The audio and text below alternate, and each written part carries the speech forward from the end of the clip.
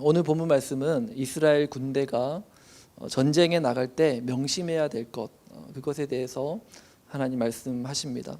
1절 시작하면서 이렇게 말씀하시죠. 네가 나가서 적군과 싸우려 할 때에, 그때에 너희가 이것을 반드시 기억해야 된다. 그런 말씀입니다. 신명기가 기록된 이 시대 배경은 이스라엘이 이제 가나안 땅을 정복해야 되는 그러한 어떤 과업을 앞두고 눈앞에 두고 있는 그런 상황이었죠. 그래서 많은 나라들, 그가 그때의 가나안 지역에는 7 족속이 살고 있었는데 그들 족속들과 이제 전쟁을 치러서 그 땅을 정복해야 되는 그러한 시점이었습니다. 그런 시대적 상황 속에서 하나님은 이제 모세를 통해서 이스라엘 군대의 사기를 이제 끌어올리려 하는 것이죠. 성경은 오늘 우리도 이 전쟁 가운데 놓여 있다라고 그렇게 말씀합니다. 우리의 씨름은 혈과 육을 상대하는 것이 아니고 하늘에 있는 악의 영들을 상대하는 것이다라고, 우리가 당면한 전쟁은 영적 전쟁이다라고 말씀하시죠. 그래서 성도는 죄와 피 흘리기까지 싸우는 존재라는 겁니다. 그런데 우리가 마주한 이 영적 전쟁은 우리 개개인이 홀로 마주하고 싸우는 전쟁이 아니라 공동체가 함께 연대해서 함께 힘을 모아서 싸워야 되는 그러한 영적 전쟁이라는 사실을 우리가 잊어서는 안 됩니다. 그래서 바울이 우리가 당면한 이 씨름은 우리의 영적 전쟁이다라고 말씀하면서 그때 이제 말씀을 쓸 때 주어를 복수로 쓴단 말이죠. 에베소서 6장 12절 말씀 보시면 우리의 씨름은 혈과 육을 상대하는 것이 아니다. 나의 씨름은, 너희의 씨름은, 너희의 싸움은, 너희의 전쟁이라고 하지 않고 우리의 씨름은 혈과 육을 상대하는 것이 아니고 하늘에 있는 악의 영들을 상대하는 것이다 라는 거죠. 우리 혼자의 힘으로는 통치자들과 권세자들과 이 어둠의 세상 주관자들을 상대할 수 있습니까? 상대할 수 없죠. 나 혼자 힘으로 어떻게 그 거대한 그 세상의 권력자들과 상대할 수 있겠습니까? 혼자 힘으로는 이 전쟁에 나간다라는 것은 그냥 자살 행위와도 같은 거예요. 수만의 군대가 쳐들어오고 있는 이 상황에서 나 혼자 그 적군 이 전장에 뛰쳐나간다라는 것은 그냥 죽으러 가는 것과도 다를 바가 없는 거죠. 자, 그리고 바울은 고린도후서 10장에서도 이렇게 말하죠. 우리의 싸우는 무기는 육신에 속한 것이 아니요 오직 어떠한 견고한 진도 무너뜨리는 하나님의 능력이라 모든 이론을 무너뜨리며, 여기서도 우리의 싸우는 무기는 우리의 싸움, 우리의 전쟁이라고 말하죠. 우리의 전쟁은 어떤 전쟁이냐? 5절 말씀에 하나님을 아는 것을 대적하여 높아진 것을 다 무너뜨리는 전쟁이라는 거예요. 하나님을 대적하는 것, 하나님 아는 것을 대적하고 또 이 시대에 하나님의 창조 질서를 무너뜨리고 그리고 하나님을 거부하는, 하나님의 존재를 부정하는 모든 이론, 모든 세계관, 그러한 저들의 가치관과 맞서 싸워야 하는 것이 우리가 당면한 영적 전쟁이다라는 것입니다. 자, 이 엄청난 세계관 전쟁을 나 혼자의 힘으로는 감당하기에는 불가능하다. 그래서 하나님께서 우리에게 공동체를 허락하신 것도 공동체가 함께 이 전쟁을 싸워 나가야 된다라는 것을 말씀하는 겁니다. 자, 그 일을 위해서 이 땅에 하나님 나라 공동체, 교회를 세우셨다라는 거죠. 오늘 우리가 당면한 이 영적 전쟁에서 우리 하늘샘 교회 공동체가 온전히 하나되어서 함께 영적 전쟁에서 승리해 나가길 소망합니다. 더 나아가서 이 땅의 교회가 서로 연합하고 또 연대하는 것도 소망해요. 이민사회라서 특별히 또 교인들의 수평 이동이 많잖아요. 그러다 보니까 알게 모르게 교회들끼리도 살짝 어떤 분위기가 있습니까? 서로 경쟁하는 분위기. 이 교회 어떠하나, 잘하는가. 이게 서로 그런 거에 은근히 또 경쟁하는 분위기가 있단 말이죠. 저도 우리 교회 출석하시던 성도님이 다른 교회 이제 간다라는 말을 들으면 팔을 하나 잘라내는 듯한 그런 고통을 느껴요. 너무 마음이 한 구석이 진짜 허하고 너무 힘든 그런 아픔을 느낍니다. 그러나 하지만 이 교회는 경쟁하는 곳이 아니죠. 이 땅의 교회가 서로 연대해야 되는 것을 성경은 우리에게 말씀합니다. 그리고 이 마지막 시대에 주님께서 이 교회에 맡기신 사명을 함께 감당해 가야 되는 거죠. 우리 교회가 부흥해야 된다. 맞아요. 그 마음도 너무 소중한 마음이지만 그것을 뛰어넘어서 이 땅의 모든 교회가 그 교회를 세우신 하나님의 부르심을 깨닫고 그 부름의 사명을 쫓아서 정말 이 어둠의 세상에 진리에 등대되어 빛 대신 그 주님을 증거하는 그러한 교회로서 각각의 교회가 자리매김하는 것을 위해서도 우리가 기도해야 될 줄 믿습니다. 자, 그런데 오늘 본문에서 이제 모든 사람이 다 전쟁에 나가는 것은 아니라고 말씀합니다. 우리가 일반적으로 이스라엘 백성들 가운데 흔히 전쟁에 나갈 만한 사람은 누구라고 하느냐 하면 이제 만 20세 이상의 남자를 우리가 전쟁에 나갈 사람으로 이제 꼽죠. 자, 그러나 그 가운데서도 다 전쟁에 나가는 것은 아니라고 성경은 말씀합니다. 그들 가운데서도 전쟁에 나갈 사람 중에서 제외되는 병역 면제되는 자들이 그 당시에도 있었다라고 성경은 말씀하죠. 오늘 우리 교회 안에서도 많은 사람들이 있지만 이 가운데 사역 전선에서 제외될 사람도 있다라는 거예요. 교회는 말씀을 가르치고 또 말씀을 배우고 또 예배하는 공동체 아닙니까? 근데 이러한 예배하는 이 가운데서도 영적 전쟁이 있을까요, 없을까요? 있죠. 지금 이 순간에도 사탄 마귀는 우리를 예배하지 못하게 방해하려고 할 거예요. 근데 이 가운데 이와 같은 예배의 가운데서도 이 사역의 최전방에 서서 영적 전쟁을 감당해야 될 사람들이 있어요. 누굽니까?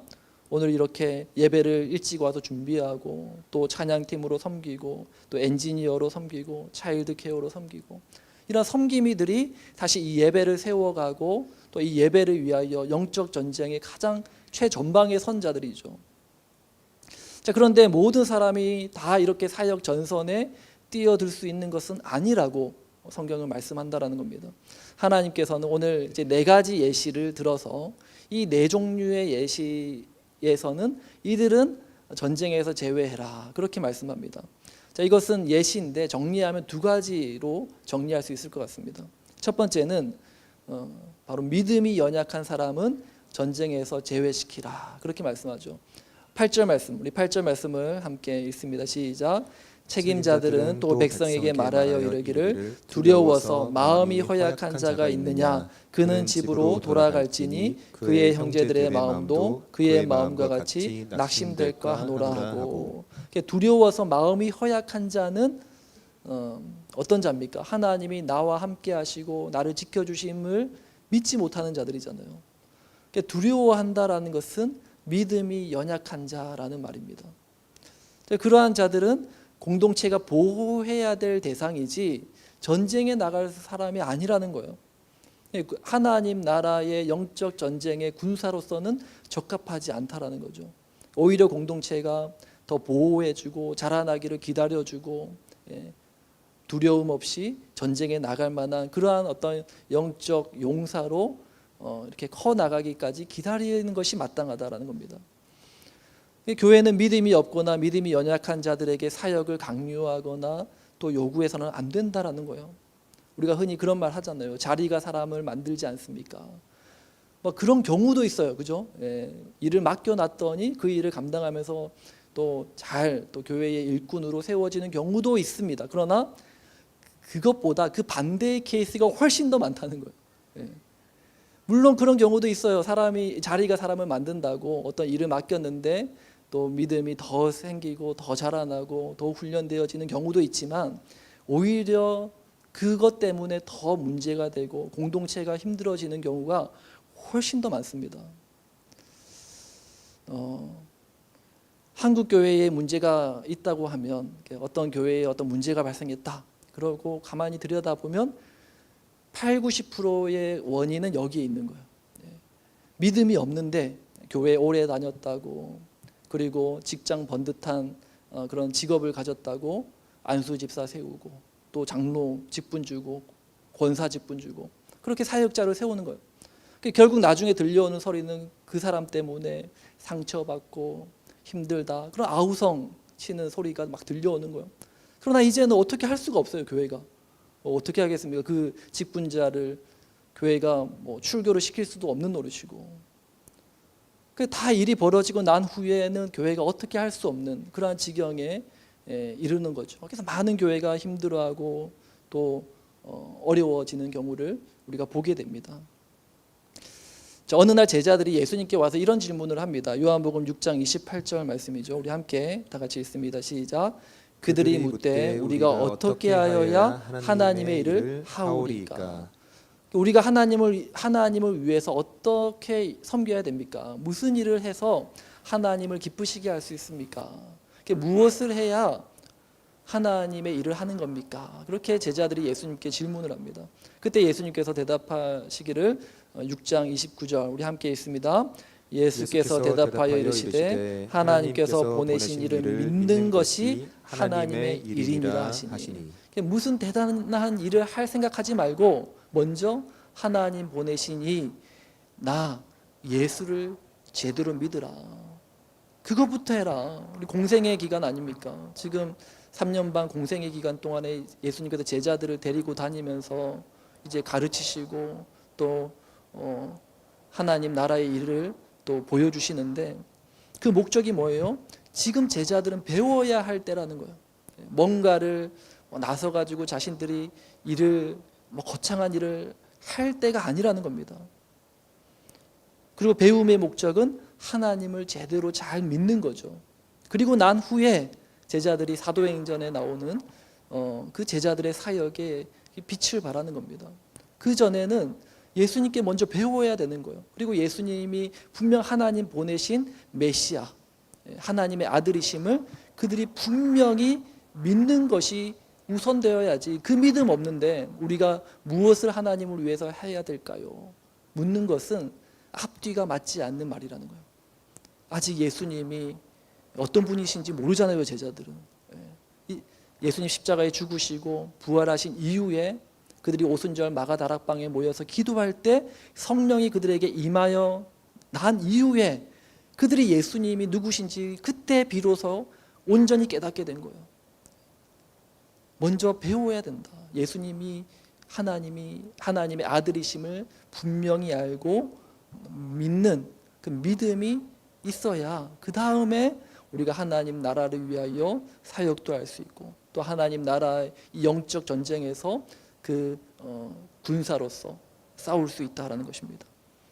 그래서 하나님의 사역을 맡아서 일하기 이전에 우리 모두가 예수님을 온전히 믿어서 주님 닮은 인격과 성품을 갖추는 우리 모두가 될 수 있기를 주님의 이름으로 축복합니다. 자, 그리고 두 번째로 전쟁에 나가기에 합당하지 않은 사람이 누구냐 보면은 5절 말씀 보시면 이제 새 집을 건축하고 낙성식을 행하지 못한 자 있느냐? 그러면 그는 집으로 돌아보내라. 이제 평생 내 집 마련이 소원이 어떤 사람이 드디어 내 집을 마련했단 말이에요. 네. 왜요? 뭐가 문제인가요? 소리가 막 울리는 거예요. 네. 괜찮나요? 네, 알겠습니다. 네, 그런 사람은 병력 면제를 시켜주라라는 거죠. 네. 그리고 이제 6절 말씀, 우리 6절 말씀 함께 읽습니다. 시작. 포도원을 만들고 그 과실을 먹지 못한 자가 있느냐? 그는 집으로 돌아갈지니 전사하면 타인이 그 과실을 먹을까 하노라. 포도원을 만들고 그 과실을 먹지 못하는 자는 전쟁에 나가지 말라.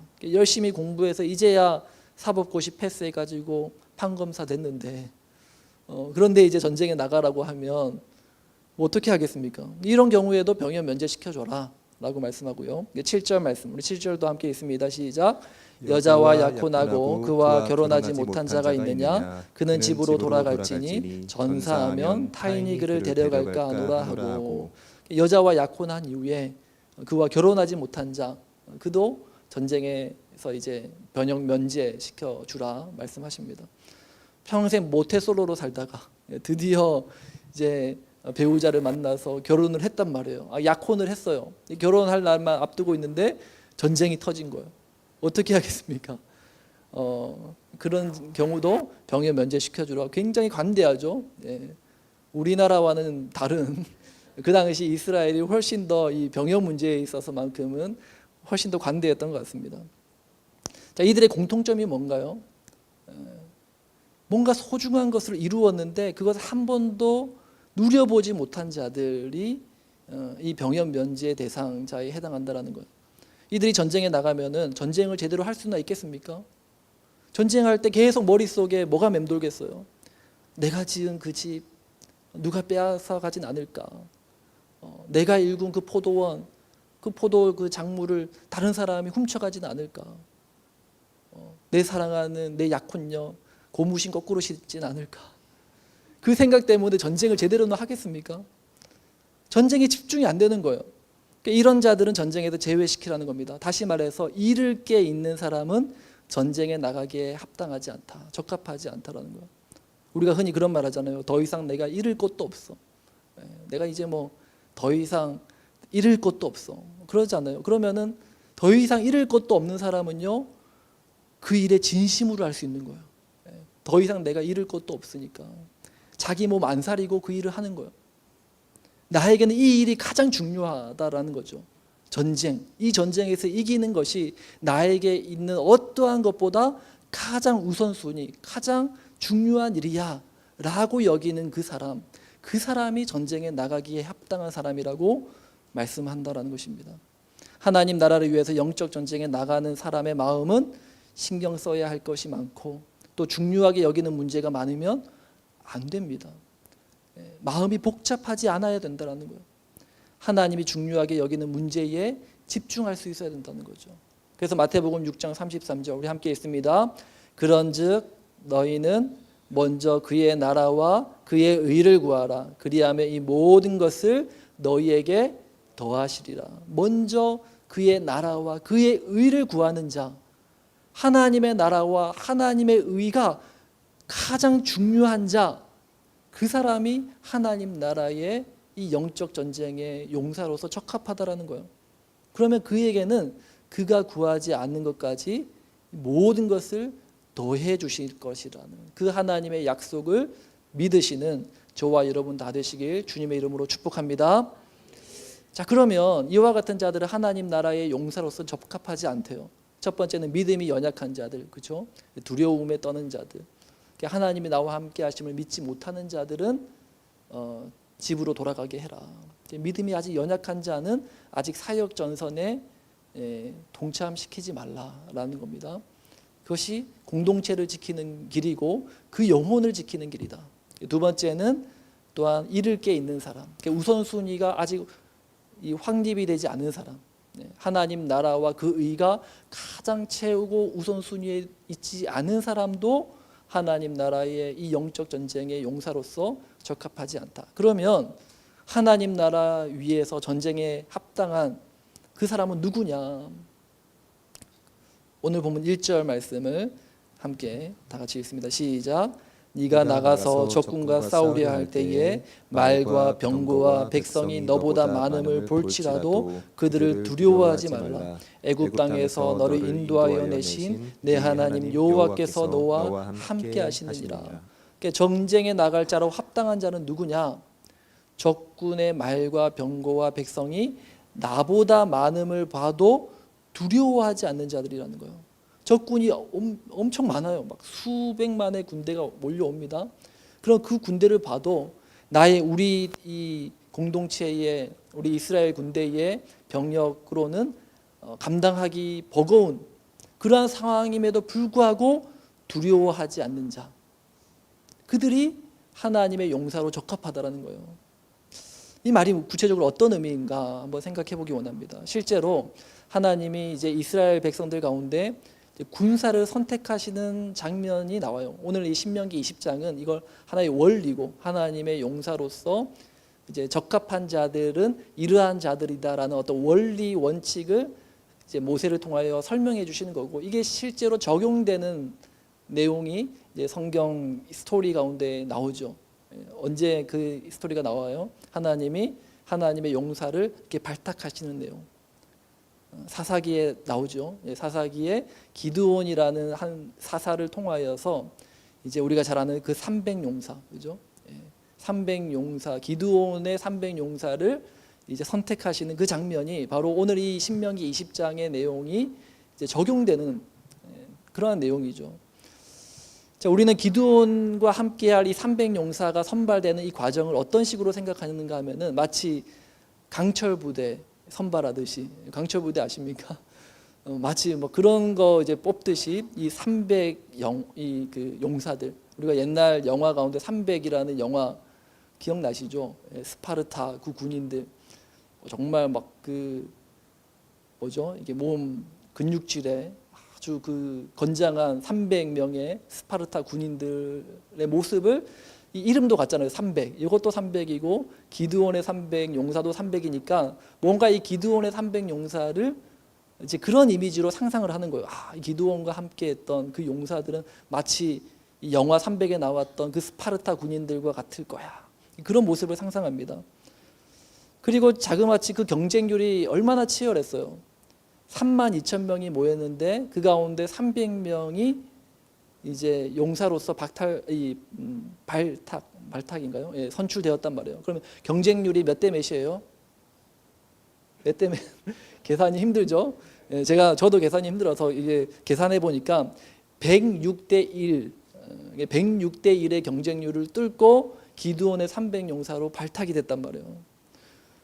얼마나 치열한 경쟁률을 뚫고 이들이 하나님의 군사로 세워진 겁니까?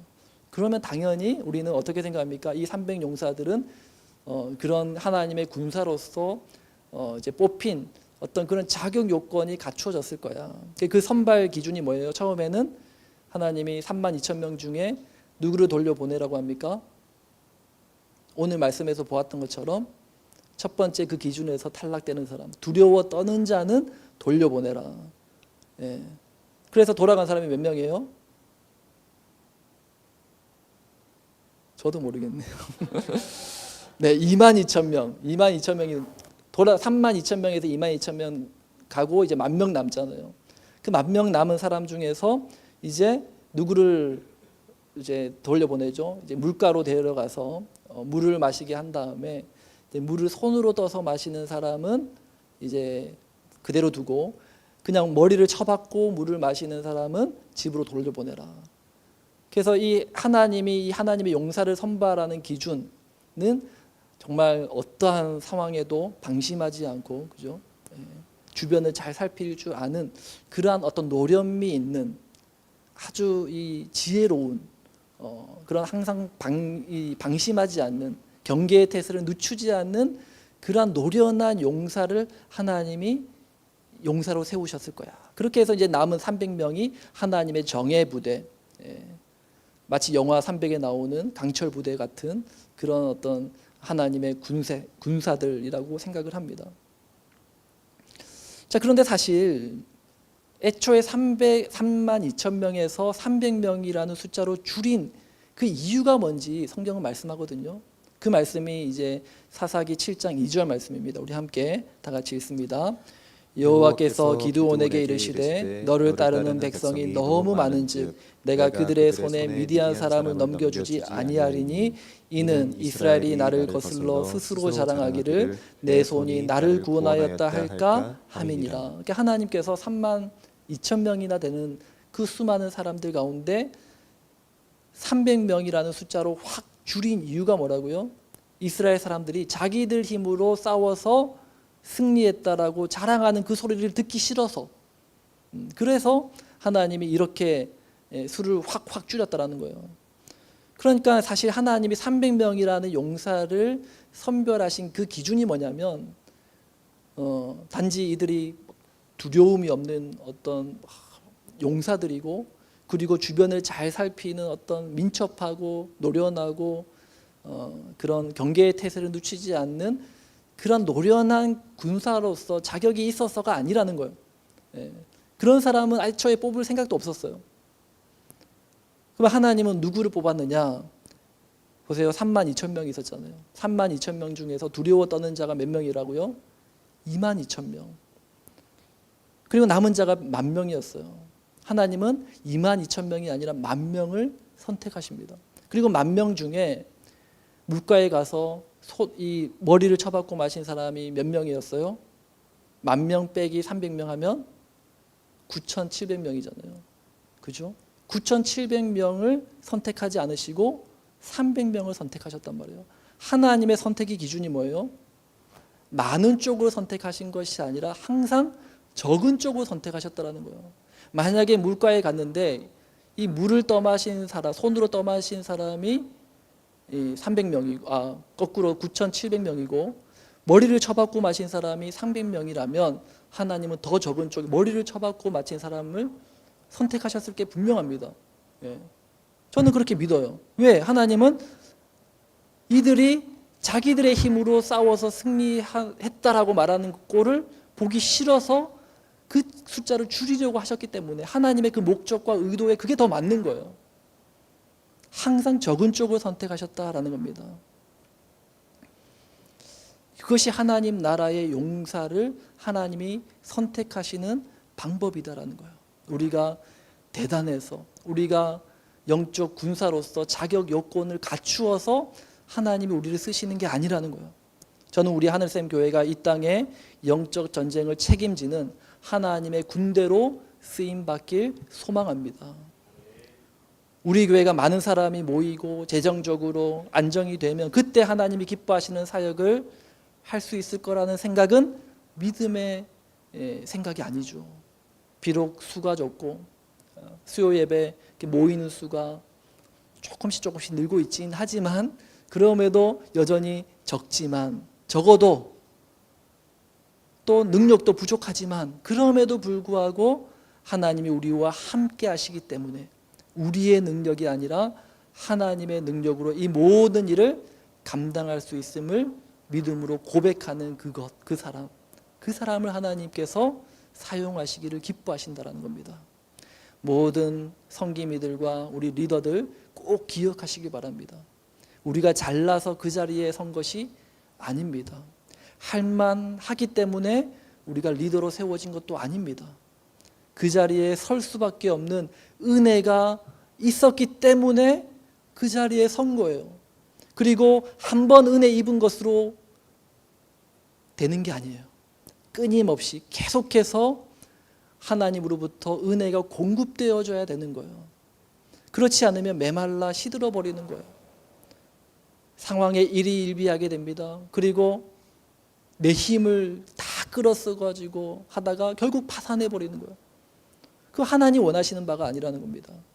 우리가 끝까지 이 길을 걸어갈 수 있는 힘이 어디서 나오느냐? 오늘 본문 3절과 4절, 3절, 4절 우리 함께 다 같이 읽습니다. 시작. 말하여 이르기를 이스라엘아 들으라. 너희가 오늘 너희의 대적과 싸우려고 나왔으니 마음에 겁내지 말며 두려워하지 말며 떨지 말며 그들로 말미암아 놀라지 말라. 너희 하나님 여호와는 너희와 함께 행하시며 너희를 위하여 너희 적군과 싸우시고 구원하실 것이라 할 것이며. 우리 찬양팀 나와주시고요. 우리가 겁내지 않고 두려워하지 않을 수 있는 이유가 뭐라고요? 함께 하시는 하나님을 믿기 때문에. 누가 하나님 나라를 위한 영적 전쟁에 나갈 자인가? 살아계신 하나님을 의식하는 자라는 거야. 진리의 말씀 앞에 두려워 떠는 자, 그 자가 하나님 나라의 용사라는 것입니다. 그리고 그 말씀에 내 생명을 거는 자, 주님 찾으시는 그 한 사람이 바로 내가 되기 원합니다. 그 마음으로 우리 함께 이 찬양으로 고백하며 나아갑니다.